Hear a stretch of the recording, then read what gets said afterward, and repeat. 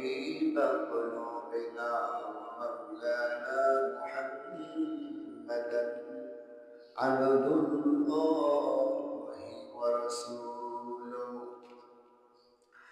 أرسله الله تعالى إلى الناس بالحق بشيرا ونذيرا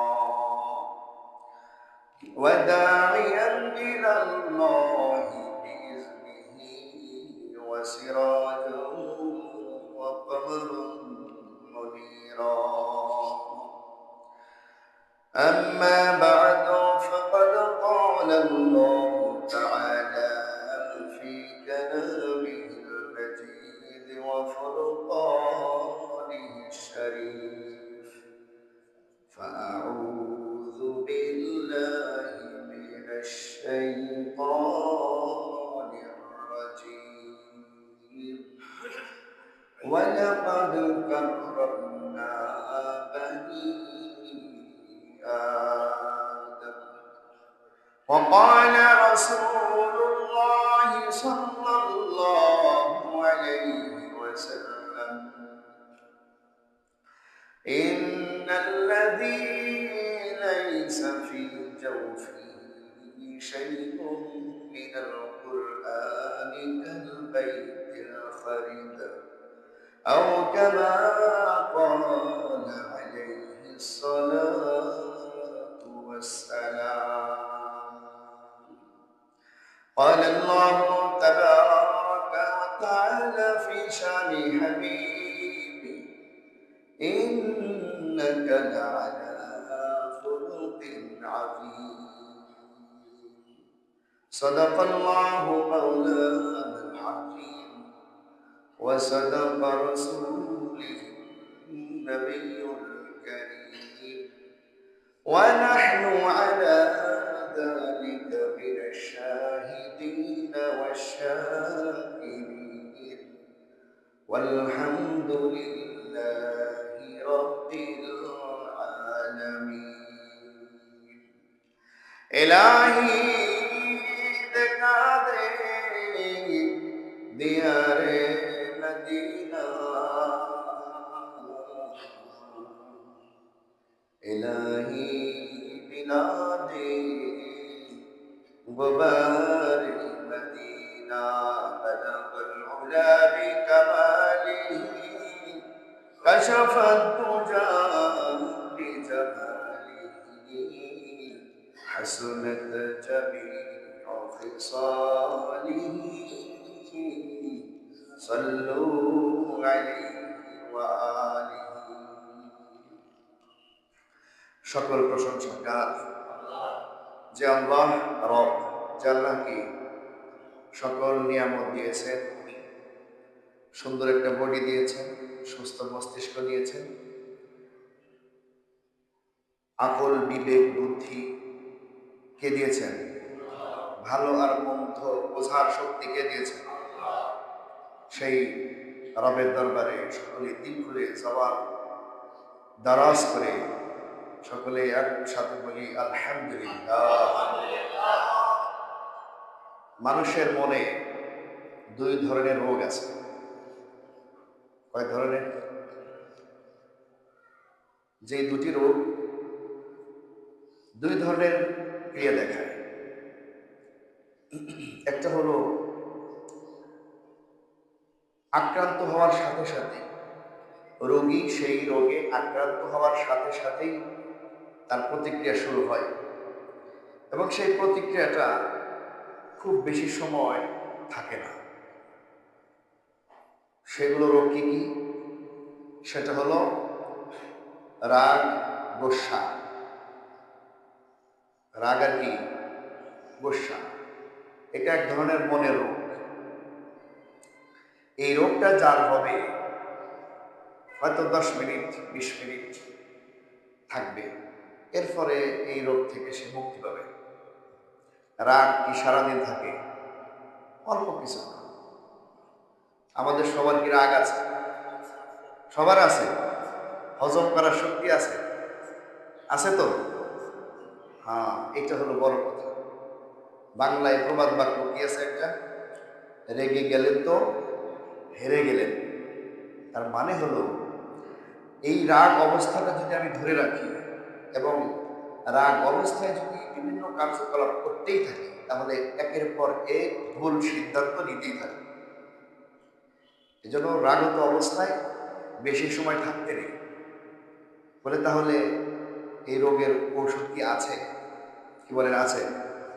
قال رسول الله صلى الله عليه وسلم, আল্লাহর পেয়ারা নবী, মায়ের নবী, দয়ার নবী সাল্লাল্লাহু আলাইহি ওয়াসাল্লাম হাদিস শরীফের মধ্যে ইরশাদ ফরমাইছেন, তোমার যদি কখনো মানুষ হিসেবে রাগ এসে যায়, তাহলে তুমি যে অবস্থায় আছো তার চেয়ে নিচু অবস্থায় গ্রহণ করো।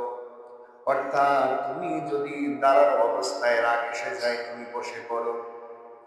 যদি বসা অবস্থায় রাগ এসে যায়, তুমি শুয়ে পড়ো। আর যদি বসা শোয়া অবস্থায় রাগ এসে যায়, কোনো ক্রমেই তো তোমার রাগ চলে যাচ্ছে না, বলে তাহলে তুমি বিসমিল্লাহ বলে ওযু করে নাও। ঠান্ডা করে দিবেন কে? যদি ওযুর পরেও যদি তোমার রাগ চলে না যায়, তাহলে রব্বুল আলামিন যিনি তোমাকে বানিয়েছেন, এই রাগ যে অবস্থা আল্লাহ তাআলা সৃষ্টি করেছেন, তার সামনে 2 রাকাত নামাজের জন্য দণ্ডায়মান হয়ে যাও। বড় বড়াই করলে খোদার রহমত আসে না।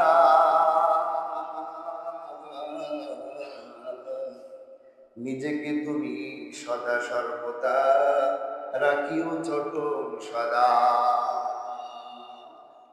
নিজেকে সব সময় যদি ছোট মনে করা যায়, তাহলে ওই ব্যক্তি কখনো রাগ করবে না। রাগ কোন ব্যক্তি করে? নিজেকে যে বড় মনে করে।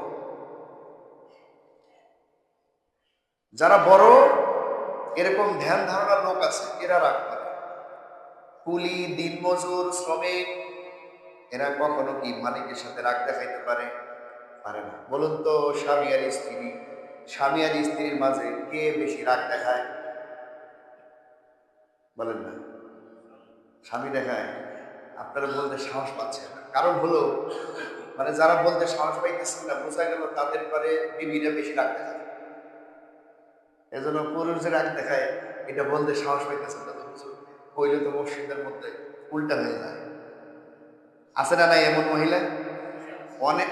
মাশাআল্লাহ, সবাই আওয়াজ দিয়ে বলছেন আছে। তার মানে আসলেই আছে এমন মহিলা। আল্লাহ তাআলা আমাদেরকে দিয়েছে, তাদের জন্য দোয়া করব, আল্লাহ যেন তাদেরকে ঠান্ডা করে দেন। বলেন আমিন। আম্মা জান আয়েশা, আম্মা জান ফাতেমা, খাদিজা রাদিয়াল্লাহু তাআলা আনহা, ওনাদের মতো যেন ওনাদেরকে চরিত্রবান বানায় দেয়। বলেন আমিন। ঘরের লোক রাজিয়া বসরির মতো হোক, চাই কি চাই না? চাই তো ইনশাআল্লাহ। একজন বিবি যদি সঠিক হয়ে যায়, একজন বিবি যদি সঠিক সৎ পথের হয়ে যায়, তাহলে 4টা পুরুষকে সে জান্নাতে নিয়ে যাবে। সুবহানাল্লাহ। কয়টা পুরুষকে নেবে? 4টা। বসরা শহরে 2টা বুজুর্গ ছিল। বলেন তো কি কি নাম? রাজিয়ায়ে বসরি, হাসানে বসরি। শুনছেন না? বসরি মানে ইরাকের বসরা একটা শহর আছে, সেই শহরের বাসিন্দা। রাজিয়ায়ে বসরি রহমাতুল্লাহি আলাইহা, উনি যে সময়ে আল্লাহর ওলি হয়ে গিয়েছিলেন, ওই সময়ে হাসান রাজি, হাসান রাহিমাহুল্লাহ, উনি আল্লাহর ওলি। এই সমবয়সের সমজমানার হাসানে বসরি রহিমাহুল্লাহ চিন্তা করলেন, আমি বিয়ে করা দরকার। তাহলে কাকে বিয়ে করি? আমি এত বড় বুজুর্গ মানুষ, এত বড় বুজুর্গ আবেদা সালেহা মহিলা পাওয়া তো মুশকিল আছে। খুঁজতে খুঁজতে এক সময় এই মহিলার খবর পাওয়া গেল। কি নাম? রাবিয়ায়ে বসরি। হাসানে বসরি উনি মুরাকাবা করলেন, ধ্যান করলেন, আর চিন্তা করলেন যে আমি কাকে বিয়ে করব। আল্লাহ পাকের পক্ষ থেকে ইলহাম হলো, তুমি যাও অমুক শহরে এক জায়গায় মরুভূমির মধ্যে ছাগল চড়াইতেছে রাজিয়া বসরি, রাবিয়া বসরি, তার কাছে যাও, তাকে প্রস্তাব করো। তোমার উপযুক্ত একমাত্র সে। স্বামী যেমন স্ত্রীটাও কি এমনই হতে হয় না? কি বলেন, হতে হয়? আপনারা বলতে সাহস পান নাকি যে হুজুর আমাদের তো মিলে নাই, কেমন সাহস পায়? মিলাইতে হবে বিয়ের আগে না বিয়ের পরে? বিয়ের আগে মিলাইতে হবে। যারা বিয়ে করে নাই এদের জন্য এটা সবক। বিয়ের আগে দেখে নিবেন এই বিয়েটা কেমন। বলে হুজুর মেয়েকে বোঝার জন্য তো পার্কে পার্কে সময় দিতে হবে, তাহলে বোঝা যাবে সে কেমন নাকি। যুব সমাজ তো এখন তাই করে, বিয়ের আগে একটা সম্পর্ক তৈরি করে, 2 বছর 3 বছর ছুটিয়ে প্রেম করে, পার্কে পার্কে সময় কাটায়, আর বলে একজন মানুষের সাথে আমি ঘর কন্যা করব সারাটি জীবন, সে কেমন হবে একটু বোঝার দরকার আছে। করে না এমন? এটা কি জায়েজ হবে? হারাম। এদের পবিত্র কাজের প্রতি যাইতেই যদি হারাম কাজ করতে হয়, সারা জীবনই তারা হারাম কাজে লিপ্ত থাকবে, লিপ্ত বিদার করতেই থাকবে। হাসান বসরি রহমাতুল্লাহি আলাইহি উনি ঘুম থেকে উঠে সকালবেলা সেই শহরের দিকে চলে গেলেন। শহরের পাশে গিয়ে দেখলেন আসলে বাস্তবিক তাই, ওই মরুভূমির ভিতরে অনেকগুলো ছাগল রয়েছে, আর একটা গাছের নিচে যায় নামাজ বিছায়া মোরাকাবা ধ্যানের মধ্যে জিকির আকারে একজন মহিলা একেবারে আপাদ মস্তক পর্দার সাথে ধ্যানে মশগুল আছে। সুবহানাল্লাহ বলেন। আমাদের রাখাল, আমাদের দেশে রাখাল ছেলে মেয়ে আছে না নাই? এরা কি করে? ছাগল গরু ছেড়ে দেখে জিজ্ঞাসা আজকাল করে, মানুষের ফল পেড়ে চুরি করে খায়, আর একজনের পুকুর থেকে মাছ ধরে খায়, চুরি চামারি যা আছে সবগুলো করার চেষ্টা করে, যদি ধরা না পড়ে। হাসান বসরি রহমাতুল্লাহি আলাইহি তার পাশে গিয়ে সালাম বিনিময় করলেন। সালাম যখন দিলেন, সালাম দিয়ে বললেন আমি হাসান বসরি। রাবিয়া বসরি পর্দার ভিতর থেকেই বলে, ও হাসান, তুমি যে এখানে আসবে আমি আগে থেকেই জানতাম। সুবহানাল্লাহ। তুমি যে রাত্রিতে মোরাকাবা করেছো, আল্লাহ তাআলার পক্ষ থেকে ফয়সালা চেয়েছো, এগুলো সব খবর আল্লাহ আমাকে জানায়া দিয়েছে। সুবহানাল্লাহ। হাসান বসরি স্টপ দাঁড়িয়ে গেছে। আরে বলে কি, এত ছোটখাটো বুজুর্গ না দেখা যায়, আমি কি করি না করি সেই খবর কার কাছে? এর কাছে চলে আসছে। হাসানে বসরি দাঁড়িয়ে আছে। রাবিয়ায় বসরি বলে, তুমি কেন এসেছো সেটাও আমি জানি, তুমি কেন এসেছো সেটাও আমি জানি, কিন্তু স্পষ্ট একটা জবাব শুনে নাও, আর তোমার প্রস্তাবে আমি রাজি না, তোমার প্রস্তাবে আমি রাজি না। তো কেন রাজি না সেই কারণটা বলতে গেলে আজকের টাইম শেষ হয়ে যাবে, আজকে আমার অন্য আলোচনা আছে, সেই জন্য সেদিকে যেতে হচ্ছে না। আমি বলছিলাম মনের রোগ কয়টা? 2টা। 1 নম্বরে এই রোগ যদি কোনো মানুষ আক্রান্ত হয়, এই রোগের প্রতিক্রিয়া বেশিক্ষণ থাকে না, রাগ আর কি গোসা, রাগ গোসা এগুলো ওয়ান টাইম, প্রতিকারও বলে দিলাম। 2 নম্বরে রোগ আরেকটি আছে। 2 নম্বরে যে মনের রোগ সেটা হলো জেহালত, হিংসা, বিদ্বেষ। জেহালত বুঝেন তো? আরবি বললাম, বাংলা হলো মূর্খতা, অজ্ঞতা। জেহালত মূর্খতা, অজ্ঞতা, হিংসা আর বিদ্বেষ কারো মনের মধ্যে যদি এই রোগ ধারণ করে, মৌত পর্যন্ত এটার প্রতিক্রিয়া চলতেই থাকবে। অজ্ঞতা 2 ধরনের, একটা হলো দিন শরীয়তের বিষয়ে অজ্ঞতা, আর একটা হলো কাজকর্মের জ্ঞান বিষয়ে অজ্ঞতা। যেমন ধরুন একজন মানুষ 24 বছর ধরে একটা কোম্পানিতে চাকরি করে। গত পরশুদিন আমার সাথে এক ভাইয়ের সাথে কথা হচ্ছিল, উনি বলছেন হুজুর আমি 24 বছর ধরে ওই কোম্পানিতে চাকরি করি। বলবে বেতন কত? 15,000। 5,000। হুজুর দুঃখ লাগে তখন যখন দেখি গতকাল এই চাকরিতে জয়েন দিয়ে তার বেতন হইল 1 লক্ষ। আসরা নাই? 24 বছরের চাকরির সার্ভিসে বেতন 15,000, গতকাল যেই বেটা চাকরি জয়েন করলো তার বেতন হয়ে গেছে 3 লক্ষ। কারণ আছে না নাই? কি কারণ? ওই যে জেহালত আর জ্ঞান, অজ্ঞতা মূর্খতা আর শিক্ষিত জ্ঞান। আমি এটাকে বলি কর্মযোগ, টাকা কামানোর পদ্ধতি। টাকা কামাই করার যে কাজকর্ম আছে সেই বিষয়ে যে জ্ঞাত, তার বেতন বেশি হয়। ঠিক না ভাই? ঠিক। শিক্ষাগত যোগ্যতা যার বেশি সে তত বড় পোস্টে চাকরি নেয়, আছে না নাই? আর কাজকর্ম ঠিকই জানে কিন্তু শিক্ষা নাই, বড় পদে চাকরি হবে না, বেতন হবে কি কম। তাহলে জেহালতটা বুঝলেন তো? অজ্ঞতাটা দুনিয়াবি লাইনেও আছে, আবার আখিরাতে লাইনেও আছে।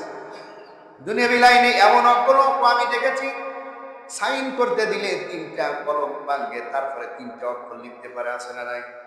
এটাও কিন্তু অজ্ঞতা ভাইরা আমার। এই অজ্ঞতা যার আছে মৌত পর্যন্ত কিন্তু এটা পীড়া দেবে, ঠিক না ঠিক? এই অজ্ঞতা সে দূর করতে পারবে না। শিক্ষা জ্ঞান যে অর্জন করে নাই, সেই জ্ঞান যেটাই হোক না কেন, দুনিয়া বিজ্ঞান হোক আর আখিরাতের জ্ঞান হোক, মৌত পর্যন্ত এটা তাকে তাড়া করবে। 2 নম্বরে অসুস্থ রোগ হলো হিংসা। হিংসা একবার যদি মনের মধ্যে জায়গা নিতে পারে, তাহলে এই হিংসা কিন্তু সে আজীবন বহন করতেই থাকবে।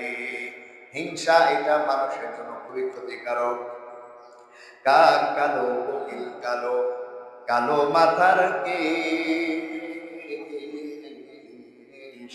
কাক কালো কোকিল কালো, কালো মাথার কেশ,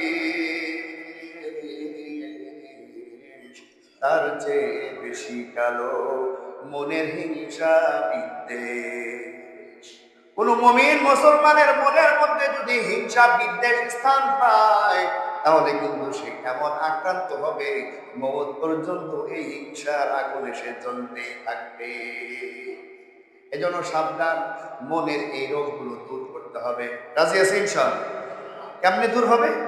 মনের রোগ দূর হবে, মনের অহংকার দূর হবে, মনের হিংসা দূর হবে। মনের মধ্যে যদি আমার আল্লাহকে জায়গা দিতে পারি, সুবহানাল্লাহ বলেন। আল্লাহর জায়গা কোথায় দেব? সবাই বলেন কোথায় দেব? মনের মধ্যে যদি আল্লাহ তাআলাকে বসবাস করাইতে পারি, মনের মধ্যে যদি আল্লাহ তাআলার কথা স্মরণ রাখতে পারি, আল্লাহ রাব্বুল আলামিন বলেন, ও বান্দা বান্দিরা রে, ফাযাক্কির ইন নাফাতিল যিকরা, তুমি যদি আমাকে মনে করো তোমারই ফায়দা হবে, এই হিংসা বিদ্বেষ গুলো দূর হয়ে বেগুনা মাসুমি জিন্দেগিতে তুমি জান্নাতি লোক হিসেবে দাখিল হয়ে যাবে। হিংসা বিদ্বেষ মানুষের সবচেয়ে বড় শত্রু, এটা শয়তানের একটা অংশ বিশেষ। এই হিংসা তৈরি করে দেয় কে? শয়তান। একজন মুসলমান আর একজন মুসলমানের কি লাগে? সবাই বলেন কি লাগে? ভাই ভাইয়ের সাথে হিংসা আছে, এটা কি আসলে ঠিক?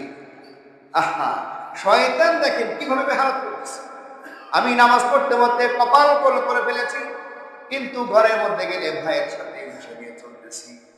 আমার আমলগুলো হাবিতাত আমালুহু, একেবারেই বরবাদ হয়ে যাচ্ছে। নিজের হিংসার আগুনে নিজেই চলে পড়ে ছাড় হয়ে যাচ্ছি। মওত পর্যন্ত এই রোগ কিন্তু পুরে পুরে খাবে। সাবধান সাবধান সাবধান, আমরা যেন এইরকম না করি। আল্লাহর কাছে চেয়ে চেয়ে নেব। রাজি আছে ইনশাআল্লাহ? আল্লাহ তাআলা চাইলে দিবেন কি দিবেন না? हर घड़ी देने में को तैयार है, हर घड़ी देने में तू तैयार है, जो न मांगे उससे तू बेजार है। बेगुनाह लोग गुज़श्ते बरमा साथे, बेगुनाह लोग गुज़श्ते बरमा साथे, बाहुजूरे दिल न कर दम ताअते, अंदरादम कज़बादम जानम नूरी, अज़हाबा नूरे ईमानम नूरी। आमीन বলেন। আমরা যখন দুনিয়া থেকে চলে যাব, ঈমানের সাথে যেতে চাই ইনশাআল্লাহ? কে কে ঈমানের সাথে যেতে চান? আল্লাহ তাআলাকে দেখায় আল্লাহুম্মা আমিন বলেন। আমিন। আল্লাহ তাআলার কাছে আমরা চাইব, রব্বুল আলামিন সারা জীবন যেখানে যেখানে গিয়েছি না কেন, অনেক সময় শয়তানের ওয়াসওয়াসায় পড়ে মনের মধ্যে তোমাকে স্থান দিতে পারি নাই, মনের মধ্যে তোমাকে রাখতে পারি নাই। ও রব্বুল আলামিন, আমি গুনাহ করেছি, নাফরমানি করেছি, মনের ওয়াসওয়াসায় নাফরমানির হাবুডুবু খেয়েছি। রব্বুল আলামিন, মওতের সময় কিন্তু আপনি ঈমান হারা করে নিয়েন না। বলেন আমিন। এই আমলটা যদি আমি আপনি করতে পারি, আর কিছু লাগে না। পাকিস্তানের তারিক জামিল নাম শুনেছেন? মাশাআল্লাহ। পাকিস্তানের তারিক জামিল সাহেব একটা বয়ানে বলেছে যে আমার একটা ডাক্তার বন্ধু আছে। কি বন্ধু? ডাক্তার বন্ধু কারগুজারি শুনেছেন যে আমার এই জীবনে 110 জন মানুষ আমার চোখের সামনে ইন্তেকাল হয়ে গেছে। কতজন? ওই ডাক্তার বন্ধু বলেন 110 জন মানুষ আমার চোখের সামনে ইন্তেকাল হয়েছে, আমি দেখেছি মাত্র 5 জন মানুষ আশহাদু আল্লা ইলাহা, বলেন আশহাদু আল্লা ইলাহা ইল্লাল্লাহু ওয়া আশহাদু আন্না মুহাম্মাদান আবদুহু ওয়া রাসূলুহু, এই কালেমা পড়তে পড়তে ইন্তেকাল হয়েছে। সুবহানাল্লাহ। বাকি 105 জন কালেমা না পড়া, কালেমা না পড়া অবস্থায় কালেমা পড়ার সুযোগই পাইছে না, ইন্তেকাল হয়ে গেছে। দুঃখের বিষয় কিনা বলেন? আহা, যার শেষ ভালো তার সব ভালো, যার শেষ ভালো সব ভালো, শেষটা সুন্দর হতে হবে। খাতিমা বিল খাইর যেন সকলের হয়, বলেন আমিন। এই জন্য তো কয়েকটা কাজ আছে, এগুলো আমাদের করতে হবে, তাহলে দেখবেন ইনশাআল্লাহ কালেমা নসিব হবে। আমরা রাজি আছি ইনশাআল্লাহ। একটা আমল বলবো, ওই আমল যদি আমি আপনি দায়মান কায়েমান সব দিন করতে পারি, নিয়মের মধ্যে রাখতে পারি, আমার জীবনের সাথে ফিট রাখতে পারি, আমি লিখে দিতে পারি একেবারে এই কথা কখনোই মিস হবে না। বন্দুকের গুলি মিস হতে পারে কিন্তু এই কথার কোনো মিস হবে না।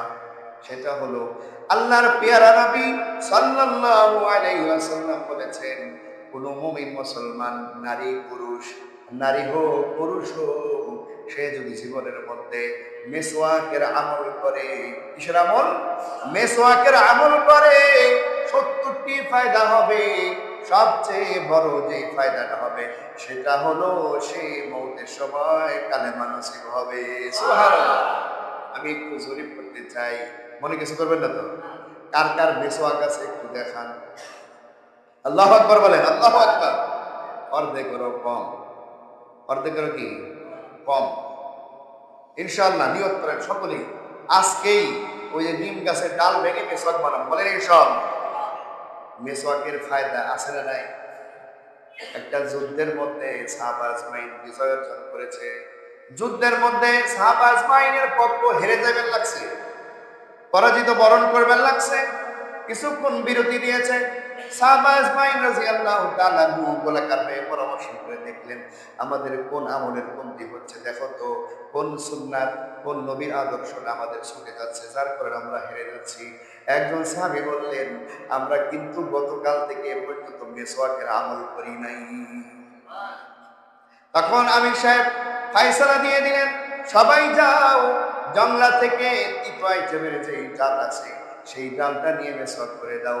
রসুলের এই সুন্নত যখন সকল সাহাবী ডাল ভেঙে ভেঙে এনে মেসওয়াক শুরু করলো, শত্রু পক্ষের গোয়েন্দারা দেখতে পাইল এই সাহাবা আজমাইন সকলেই মেসওয়াক করতেছে। কি ভেঙে ভেঙে? গাছের ডাল, তাজা ডাল ভেঙে ভেঙে, কারোটা একটু বড় কারোটা পাতাওয়ালা গাছের ডাল সবার হাতে। এখন শত্রুপক্ষের গোয়েন্দা গিয়ে ওই শত্রুপক্ষের রিপোর্ট করলো, সারে সর্বনাশ হয়ে গেছে, সারে সর্বনাশ হয়ে গেছে। এ পর্যন্ত যুদ্ধ হয়েছে তরবারির সাথে। এখন যারা তারা চাপে পড়েছে, এখন তারা তো গাছের ডাল দিয়ে দাঁতগুলো মেজে নিচ্ছে, ধার করে নিচ্ছে, আমাদেরকে পাইলে কামড়ায় কামড়ায় পটপট করে খেয়ে ফেলবে। এই কথা যখন বলেছে শত্রুপক্ষের কাফেলার মধ্যে ভীতি সঞ্চার করে দিয়েছেন কে? আল্লাহ। শত্রুপক্ষ এখান থেকে দৌড়ে পালায় গেছে। সাহাবা আজমাইন একটা সুন্নত আমলের কারণে বিজয়ের মালা পরিধান করেছে। সুবহানাল্লাহ। তাহলে দেখেন দুনিয়াতেও ফায়দা আছে, আখিরাতেও ফায়দা আছে। মওতের সময় কালেমা নসিব হবে। এই ছোট্ট একটি আমল, যে আমল করতে কোনো টাকা পয়সা লাগে না, নাকি লাগে? হ্যাঁ লাগে। যদি কিনতে চান, মেসওয়াক কেনার চাইতে ডাল দিয়ে বানাবেন, এটা সুন্নাত। নিম গাছের ডাল তিতো। এই যে এই আঙ্গুলের নাম কি? সর্বকনিষ্ঠ আঙ্গুল। এই আপনার হাতের এই আঙ্গুলের পরিমাণ মোটা নিবেন, আঙ্গুলের এই সর্বকনিষ্ঠ আঙ্গুলের মতো কি মোটা, আর 1 বিঘত লম্বা। এটা সুন্নাত। এটা কি? মেসওয়াকের সুন্নাত একাধিক, লম্বার দিকে এটা সুন্নাত, মোটার দিকে এটা সুন্নাত, করার মধ্যেও কিন্তু সুন্নাত আছে। ডান দিকে আগে করবেন, ডান পাশে উপরের মারিদাতে, এরপরে বামের মারিদাতে, এরপরে নিচের মারিদাতে, বাম ডান দিকে, এরপরে বাম দিকে, তারপরে সামনের দিকে, আর এরকম এরকম করে দিবেন, এরকম এরকম গুতায় গুতায়। আবার মশলা ছুড়ায় ফেলেন না, তাহলে কিন্তু ভাত খাইতে চলবো, আছে না ভাই? অনেকে এরকম করে ফেলে, হুজুর একদিন সবকে খাল বাল সব উঠে গেছে, ভাত খাইতে ঝাল লাগতেছে। ভাই করার পদ্ধতি আছে, এরকম করে করবেন, দেখবেন যে সুন্দরভাবে দাঁতের যেই চিপা চাপা আছে এখান থেকে ময়লাগুলো বের হয়ে আসবে, মুখ পরিষ্কার হবে, সুঘ্রাণ হবে, সবচেয়ে বড় কথা হবে রাজি হবেন কে? আল্লাহ তাআলা রাজি হোক, আমরা সকলে চাই তো ইনশাআল্লাহ। ছোট্ট ছোট্ট কিছু আমল থাকে, সেই আমলের দ্বারা আমরা আল্লাহ তাআলাকে খুশি করতে পারি। আজকে যে সবকটা দিলাম, এটা আমল করা যাবে তো ইনশাআল্লাহ? আল্লাহ তাআলা কবুল করবেন, আমিন। ছোট ছোট আমল আমরা করবো, দেখবেন যে সারাটা জীবন সুফল ভোগ করতে পারবো, সুফল ভোগ করতে পারবো। একটা কিতাবের একটা ঘটনা এসেছে, হেকায়েতুল লাতিফ কিতাবের মধ্যে লিখেছেন, এক বাদশা তার প্রজাদেরকে খুব আদর ইনসাফের সাথে শাসন করেছেন। এখানে আমি বাবাদের একটা সবক দিব, এজন্য শোনাচ্ছি। আমি বেশ কয়েক জমা ধরে বাবা মায়ের দায়িত্ব কর্তব্য নিয়ে ইশারা দিয়ে দিয়ে কথা বলছি। আল আকিলু তাকফিহিল ইশারা, জ্ঞানীদের জন্য ইশারাই কি যথেষ্ট। আমি এই জন্য শিরোনাম দিচ্ছি না যে পিতা মাতার হক মর্যাদা, এগুলো কিন্তু বলি না, আমি ইশারা দিয়ে দিয়ে যাচ্ছি। ইনশাল্লাহ বুঝে নিবেন, চেষ্টা করবেন বোঝার মালিককে, বোঝায় দেওয়ার মালিককে। হেদায়েত কার হাতে? হেদায়েত কার হাতে? আল্লাহ। কিন্তু হেদায়েত কিন্তু চাইতে হবে, চাইতে রাজি আছে ইনশাল্লাহ। আমরা কি প্রতিদিন চাই? চাই ইনশাল্লাহ সবাই? আলহামদুলিল্লাহ চাই, বলেন আলহামদুলিল্লাহ। ওই যে সূরা ফাতিহা, ইহদিনাস সিরাতাল মুস্তাকিম, বলি কি বলি না? আল্লাহু আকবার। সিরাতাল লাযিনা আন'আমতা আলাইহিম, রব্বুল আলামিন নিজ কুদরতি ভাবে, নিজের কুদরতি হাতে আমাদের এই চেহারাকে সৃষ্টি করেছেন, এই বডিটা ফেরেশতারা তৈরি করেছেন, কিন্তু মূল চেহারা কে বানাইছেন? আল্লাহ বানাইছেন। শুধু শুধু না, আল্লাহ কয় বান্দারে, তোর মুখের মধ্যে আমি একটা কপাল দিয়েছি, যেই কপাল আমি অনেক আদর করে বানিয়ে দিয়েছি, এই কপালটা শুধু আমার জন্যই তুই ওয়াজা করবি। ইনশাআল্লাহ বলেন। এই কপাল কার জন্য দেব?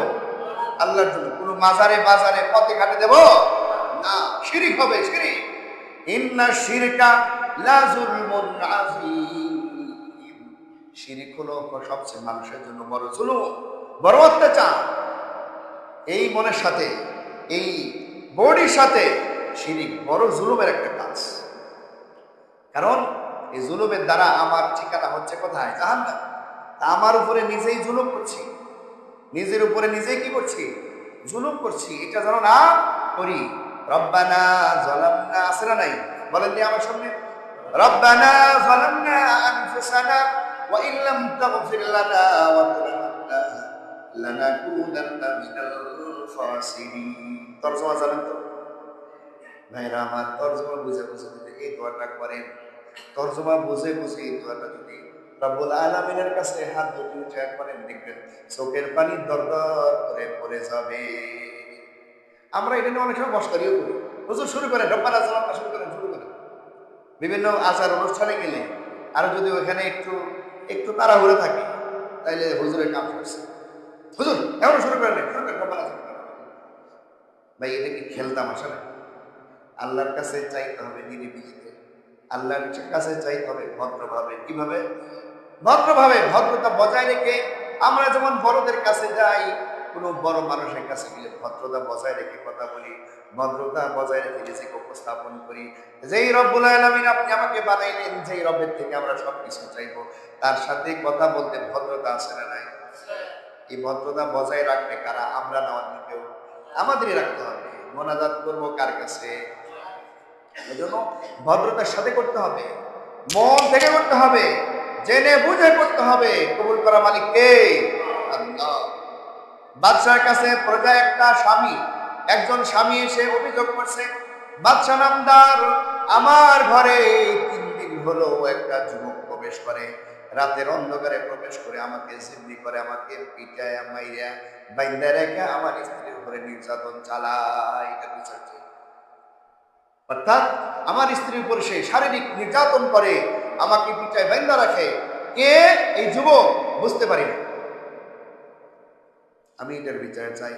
বাদশাহ বলে, আজকে যদি আসে তাহলে তুমি সরাসরি আমার কাছে চলে আসবা। কিন্তু সেই দিন আরো সেই রজুল যায় নাই, সেই যুবক যায় নাই, পরের দিনও যায় নাই। তৃতীয় রাত্রি যখন হয়েছে, সেই যুবক সেই ঘরে গিয়েছে।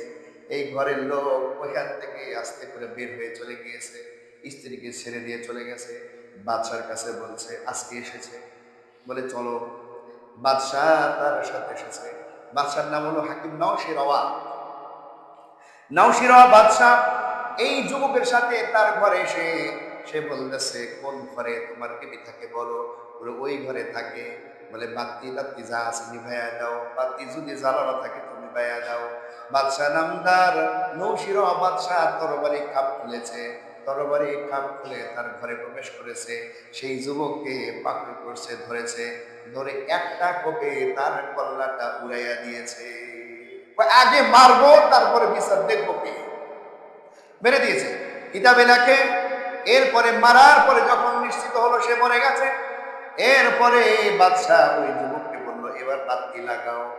এবার যখন বাতি লাগাইল, বাতির আলোতে এই যুবকের চেহারাটা যখন সে দর্শন করলো, দর্শনের পরে বলতেছে আলহামদুলিল্লাহ। কি বলতেছে? আলহামদুলিল্লাহ বলার পরে বাদশাহ বলে, ও যুবক, তুমি তোমার ঘরের মধ্যে কোনো খাবার টাবার রেখেছো কিনা? আমাকে একটু খাবার দাও, একটু পানি দাও। যুবক তাড়াতাড়ি করে দুই একটা খেজুর আর এক গ্লাস পানি তার সামনে দিলেন। বাদশাহ নামদার খেজুর গুলো খেয়ে পানি খেয়ে আবার আল্লাহ পাকে শুকরিয়া আদায় করলেন। অতঃপর এই যুবক বাদশাকে জিজ্ঞেস করে, বাদশাহ নামদার, এই যে কাজটা করলেন এটা তো আমার কিছুই বুঝে আসলো না। আপনি রাতের অন্ধকারে কেন তাকে হত্যা করলেন? হত্যার পরে বাতি জ্বালায়া দেখার পরে কেনই বা আলহামদুলিল্লাহ বললেন? আবার সাথে সাথে পানি এবং খাবার কেন গ্রহণ করলেন? প্রশ্ন কয়টা? তিনটা প্রশ্ন করলেন। বাদশাহ নওশিরওয়া তখন বলে, ও যুবক, তুমি যেই দিন আমার কাছে অভিযোগ দিয়েছিলে আমার রাজ্যের মধ্যে এইরকম জঘন্য একটি কাজ চলে, আমি ওই দিন প্রতিজ্ঞা করেছিলাম এই জানি, এই অত্যাচারী জালেমকে আমি যে পর্যন্ত খতম না করব, বিচার না করব, ততক্ষণ পর্যন্ত আমি খাবার দাবার পানি গ্রহণ করব না। আমি 3 দিন যাবৎ ক্ষুধার্ত, 3 দিন যাবৎ আমি রোজায় ব্যস্ত, আমি দানা পানি কিছুই খাইনি, খুবই ক্ষুধার্ত ছিলাম। এই কারণে আমি তোমার বাড়িতে খাবার খাইলাম। সুবহানাল্লাহ বলে। 2 নাম্বার প্রশ্ন ছিল যে আপনি কেন বাতি নিভায়া তাকে হত্যা করলেন এবং বাতি জ্বালায় কেন আলহামদুলিল্লাহ বললেন? তখন ওই বাদশাহ নওশিরওয়া বলে, আমি এই কথা যখন তোমার কাছ থেকে শুনেছিলাম আমার রাজ্যের মধ্যে এইরকম ভাবে একটা অত্যাচার চলে, আমার তখন মনের মধ্যে ঘুরপাক খাইতেছিল, এত সুন্দর রাজ্য পরিচালনা করি, তারপরেও এত বড় হিম্মত কার হতে পারে? এত বড় সাহস কার হতে পারে? আমার রাজ্যের মধ্যে এত বড় জুলুম আর অত্যাচার কে করতে পারে? আমার মনের মধ্যে তখন সায় দিয়েছিল, হতে পারে সেই যুবকটা আমারই ছেলে। নিজের ছেলের প্রতি আমার বিশ্বাস হারিয়ে গিয়েছিল। আমি এই জন্য ওই সময় প্রতিজ্ঞা করেছিলাম আমি যখন এই যুবককে পাবো বাতি নিভাইয়া আগে তাকে কল্লা উড়াইয়া দেবো, কারণ সে তো আসলে মকতুল, ওয়াজিবুল মকতুল। তাকে হত্যা করার মতোই পরিস্থিতি সে কায়েম করেছে। আগে মারবো তারপরে দেখবো বলে আগে আমি তাকে বাতি বন্ধ করে এই জন্য হত্যা করেছিলাম, যদি আমার ছেলে হয়, যদি আমার ছেলে হয় আমার হয়তো মায়া আসতে পারে, বাবা সন্তানের জন্য মায়া আসবে, এটাই স্বাভাবিক, ঠিক কিনা বলেন? আমাদের ছেলে পেলেও কি অপরাধ করে? অপরাধ করে? বাবা মা কি তাকে মারে না ছেড়ে দেয়? অধিকাংশই ছেড়ে দেয়, 2-1টা ঘরে শাসন করে, যত সামান্য মাত্র, অধিকাংশই প্রশ্রয় দেয়। আহা, বাবা মায়ের প্রশ্রয়ের কারণে কিন্তু সন্তান নষ্ট হয়। বলে বড় হলে ঠিক হবে, বড় হলে ঠিক হবে না, বড় হলে বেয়াদব হবে, বড় হলে জালেম হবে, বড় হলে অত্যাচার করেওয়ালা হবে। সুতরাং ছোটবেলা থেকেই তাকে আদব কায়দা শিক্ষা দিতে হবে। রাজি আছে ইনশাআল্লাহ? বাদশা বলে, আমি এই জন্য অন্ধকারেই মেরেছিলাম, আমার ছেলে হলে মায়া আসতে পারে, নাও মারতে পারি, এই জন্যই অন্ধকারে তাকে মেরেছি। বলে আলহামদুলিল্লাহ কেন বললেন? বলে আলহামদুলিল্লাহ এই কারণে বললাম, বাতি যখন জ্বালাইলা দেখলাম যে আমার ছেলে না। সুবহানাল্লাহ। আমার ঘরে এইরকম ছেলে হয় নাই, এটা অন্য একটা নষ্ট যুবক, অন্য একটা অভদ্র যুবক, যার কারণে আমার ছেলের প্রতি আমি খুশি হয়ে আলহামদুলিল্লাহ বলেছি। প্রশংসা কার জন্য? ছেলে সন্তান দেওয়ার মালিককে। কুল্লু মাউলুদিন ইউলাদু আলা ফাতরাতিল ইসলাম ইহাউবিদানিহি আও ইউনাসিরানিহি আও ইউমাজ্জিসানিহি। বলে প্রত্যেকজন সন্তান যখন ঘরে জন্ম নেয়, আপনি যেভাবে তাকে বড় করবেন, যা কিছু শিখাইবেন, সে কিন্তু সেটাই শিখবে। হাদিসে এটাই বলেছেন রাসূল সাল্লাল্লাহু আলাইহি ওয়াসাল্লাম, যে সন্তান, কোমলমতি শিশুরা একেবারে নরম হৃদয় নিয়ে জন্ম হয়। ইট খোলা চিনেন তো? ইট খোলা, ইটে ইট যে মাটিটা আনে, মাটিটা এনে কি ফর্মার মধ্যে ঢুকে ইট বানায় না, এটা মেশিনের মধ্যে ফেলায়, মেশিনের মধ্যে ফেলায়, ঘুরাইতে ঘুরাইতে এটা এমন ভাবে পিসায়, এটা বিস্কুট বানায় খাওয়ানো যাবে, চিনি দিলে মনে হয় খাওয়ানো যাবে, এত সুন্দর করে বানায়। এই মাটি যদি মেশিনে দেওয়ার সময় বলে, এই বেটা তুই আমার মেশিনের মধ্যে দেশ, আমার তো ওখানে পিসায় টিসায় আমার অস্তিত্ব রাখবো না, আমি এটাতে যাইতে রাজি না, তাহলে মাটি যদি এটা প্রতিবাদ করে, এই মাটি দামি ইট হতে পারবে না। আহা, ইট হতে পারবে না। আপনাদের ঘরে বাড়িতে মাটির চুলা আছে না? মাটির চুলার চতুর্পাশে কিন্তু লাল কালারের মাটি হয়ে আছে, পুড়তে পুড়তে মাটি হয়ে মাটিটা লাল হয়ে গেছে, আছে না নাই? তাহলে চুলার চতুর্পাশের মাটিটাও লাল, আগুনে পোড়ার কারণেই কিন্তু লাল হয়েছে, নাকি রং দিছে? আগুনে পোড়ার কারণে লাল হয়েছে। আর বলেন তো, ভাটায় যে ইট খোলায় যে ইট বানায়, এই ইটের কালার কি? চুলার মাটির কালারও লাল, ইটের কালারও লাল। তাহলে আপনি বলেন তো, পুকুরের মধ্যে যদি চুলার চতুর্পাশের পোড়া মাটি, লাল মাটিটা যদি এক জায়গায় রেখে দেন, আর একটা ইট যদি এক জায়গায় রেখে দেন, 10 দিন পরে গেলে কোনটা গলে যাবে? চুলার মাটি যেটা লাল ছিল, পানি পাওয়ার কারণে 1 দিন 2 দিন 3 দিনের মধ্যে সেটা কিন্তু গলে মাটি হয়ে যাবে, ওটার অস্তিত্ব কিন্তু থাকবে না। কিন্তু যদি ইটকে 100 বছর পানির নিচে রেখে দেন, তবুও কিন্তু ইট ইটই থাকবে। ঠিক না ভাই? ঠিক।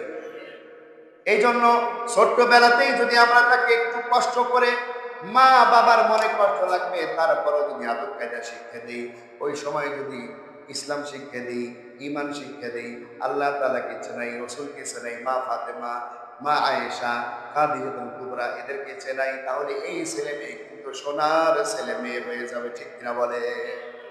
আমরা মেয়ে যখন বিবাহ দেই, মেয়ের কানে স্বর্ণের দুল দিয়ে দেই, হাতে চুড়ি দিয়ে দেই, গলায় হার দিয়ে দেই, আর মানুষের কাছে বাহার করে বলি, জানো নাকি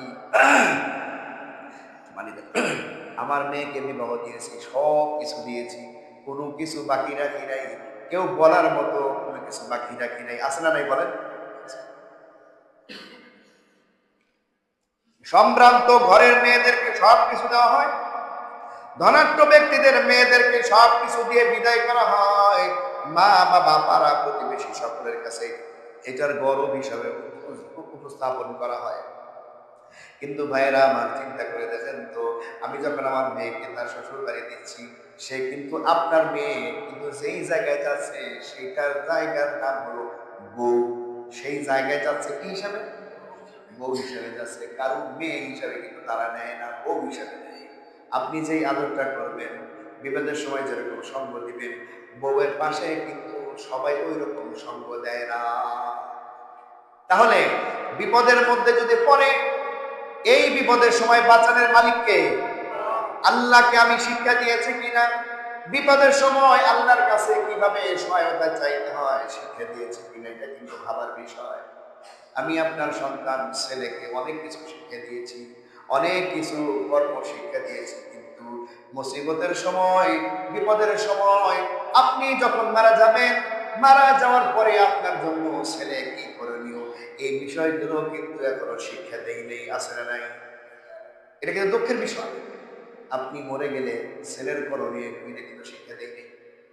এটা আমি আগেও বলেছিলাম, মরে গেলে আমার সন্তান আমাকে আদরের সাথে কবরে নামিয়ে বিসমিল্লাহি ওয়া আলা মিল্লাতি রাসূলিল্লাহ বলতে পারবে কিনা একটু চিন্তা করে দেখে। এমন কিছু শিক্ষা দিলাম যে শিক্ষার কারণে সম্পদ অর্জন হবে, টাকা ইনকাম করবে, ভালো ভালো বেতন পাবে, দুনিয়ার কর্মযজ্ঞ শিক্ষা দিলাম। কিন্তু আপনি আমি মারা গেলে যে কি করবে, যেটা আসল চিরস্থায়ী, সেই বিষয়ের কোনো জ্ঞানই শিক্ষা দিলাম না। সেই বাদশা নৌশেরওয়া তার সন্তানকে যেভাবে গঠন করেছে, আমরাও সেই রকম সন্তান গঠন করতে রাজি আছি ইনশাআল্লাহ। এইরকম সন্তান আমাদের বানাতে হবে, যে সন্তান মানুষের উপকার ছাড়া অপকার করবে না, মানুষের কল্যাণের কাজ ছাড়া অকল্যাণের চিন্তাও করবে না। বাবা হয়ে সন্তানকে এগুলো শিক্ষা দিতে হবে, মা হয়ে মেয়েকে এগুলো শিক্ষা দিতে হবে। মেয়েকে শিখাতে হবে, মা তুমি এখন বড় হইতেছ, তুমি খুব আদরের ধন দুলালি, তুমি কিন্তু বেপরদায় বাইরে ঘোরাফেরা করা যাবে না। অনেক শয়তান বাইরে ঘোরাফেরা করে, ফাসাদের মধ্যে পড়তে পারো, তোমার চরিত্রের মধ্যে দাগ করতে পারে। এই সমস্ত শিক্ষা দিয়ে কিন্তু বড় বানাতে হবে। আল্লাহকে চেনাইতে হবে, রসুলকে চেনাইতে হবে, সাহাবিকে চেনাইতে হবে। রাজি আছি ইনশাআল্লাহ? সাহাবি কাকে বলে বলেন তো? সাহাবি কাকে বলে? ইংল্যান্ড, ইংল্যান্ড একটা দেশ আছে না, যে দেশের রাজধানী লন্ডন, ওই দেশের একটা ঘটনা আছে। পাকিস্তানি এক লোকের, খুব সংক্ষেপে করে যদি বলি, টিচার প্রত্যেক বাচ্চাকে জিজ্ঞেস করছে তুমি বড় হয়ে কি হবা?